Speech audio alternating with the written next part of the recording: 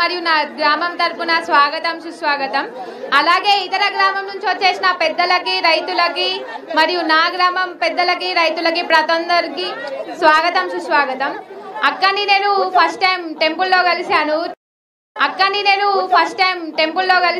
టెంపుల్లో కలిసినప్పుడు అక్కకు ఒకే మాట చెప్పాను, you are lady fighter and you are inspiration to every woman this generation and you are strong and you are leading personality, you fight very much.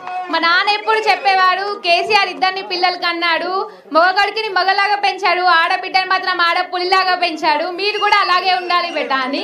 So I'm very inspiring from you and you are a role model.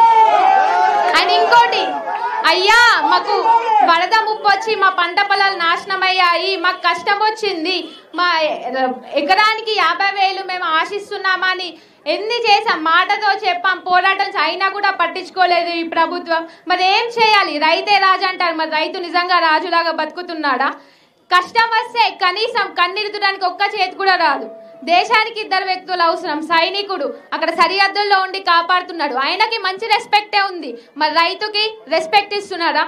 రైతు farmer does not need a sympathy, farmer need a respect, huge respect. అది ఇవ్వండి, రైతుకి ఇవ్వండి. రైతు లేకపోతే మనం లేము. దేశానికి వెన్నుముక్క పడిపోతే మనిషి ఉండగలరా? మరి అలాంటి రైతు ఎలా బతుకుతాడు చెప్పండి? ప్రభుత్వం మీకు ఒకటే చెప్తున్నాను, ఒక చదువుకున్న విద్యార్థిలాగా చెప్తున్నాను, ఈ రోజు ఈ ప్రభుత్వం వస్తే ఈ ప్రభుత్వకి జై కొట్టడం, రేపు ఇంకో ప్రభుత్వం వస్తే ఇంకొక ప్రభుత్వం జై కొట్టడం కాదు. మనకి ఏ నాయకుడు వస్తే మనల్ని కన్నీరు తుడుస్తాడో, కష్టకాలంలో మనల్ని ఆదుకుంటాడో ఆ నాయకుడిని ఎంచుకోండి. దయచేసి ఇప్పుడు మోసపోయాం, ఈ కాంగ్రెస్ ప్రభుత్వానికి మనం హామీ ఇచ్చి వాళ్ళ హామీలను నమ్మి మనం మోసపోయాం. కనీసం వచ్చే ఎలక్షన్ లో అయినా ఒక నీతి నిజాయితీ నాయకుని ఎన్నుకొని మనం ఖచ్చితంగా గెలుస్తాం. మన కష్టం వచ్చినా కూడా వాళ్ళు ఆదుకుంటారని కోరుకుంటున్నాను.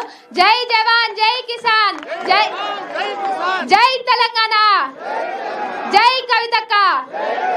Thank you. ఏమైనా తప్పులు మాట్లాడితే క్షమించండి. Thank you. ఇప్పుడు మన రైతుల్ని ఉద్దేశించి మన కన్నీటి బాధలు, మన బాధలు అన్ని కూడా కవితక్క చెప్పడం జరిగింది. ఈ పంట పొలాలు ఈ ప్రభుత్వం కేవలం 2,000 ఎకరాలు మునిగినట్టు రాసుకున్నారు, తప్పు. 5,000 ఎకరాలు మునిగిందని మనం చెప్పినాం రైపేట మండలంలో. కాబట్టి ఈ గోదావరి తీరానికి ఎడమన ఇటు కుడి 2 పక్కన కూడా పంటలు వేలాది ఎకరాలు నష్టపోయాయి. అక్కకు వివరించినము. ఇప్పుడు అక్క మన రైతుల్ని ఉద్దేశించి మనల్ని ఉద్దేశించి అక్క గారు మాట్లాడతారు.